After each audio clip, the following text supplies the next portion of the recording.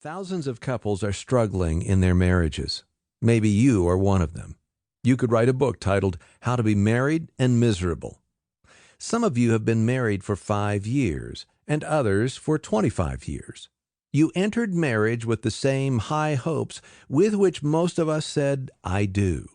You never intended to be miserable.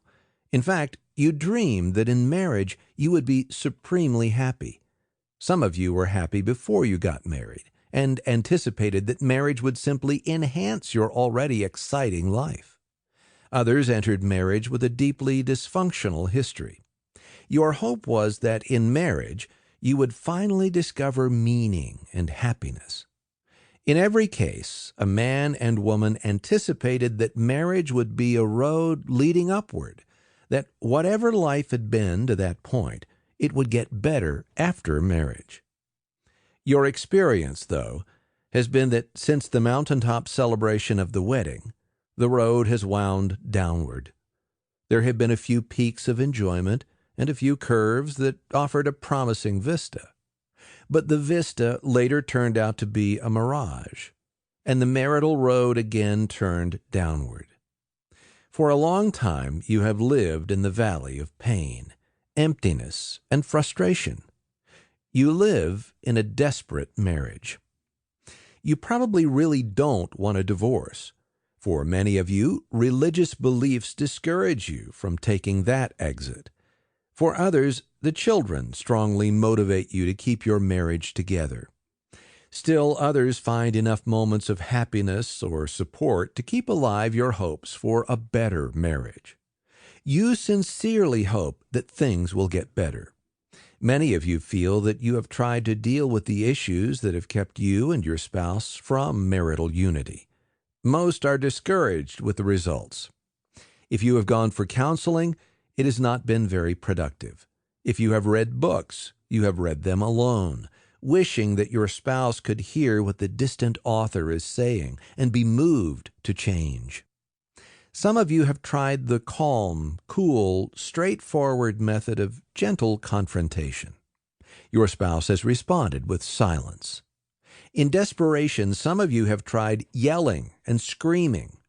Your pain has been so intense that you have actually lost control trying to express it. In some cases, your loud cries for help have prompted your spouse to launch a counterattack.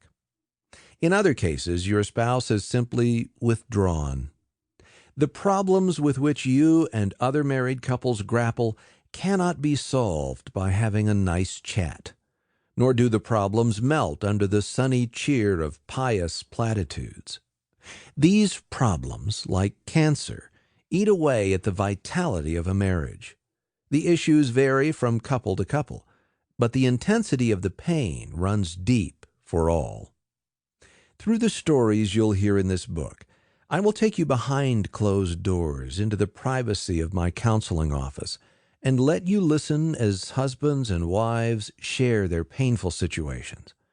I also invite you to listen to what people tell me at the marriage seminars I lead across the country. I have changed names and details to protect these people. I urge you to believe that there is hope for your hard marriage. Hope for the desperate. In this book, I will talk about how to deal with a spouse who is irresponsible or a workaholic, a spouse who is controlling, uncommunicative, verbally, physically, or sexually abusive, unfaithful or depressed, a spouse who is an alcoholic or drug abuser.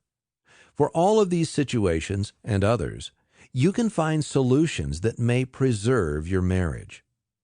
I am under no illusion that I can provide a magic formula to bring healing to all such marriages. However, I do believe, based on my own experience in counseling, research in the field, and sound moral principles, that there is hope for the hardest of marriages.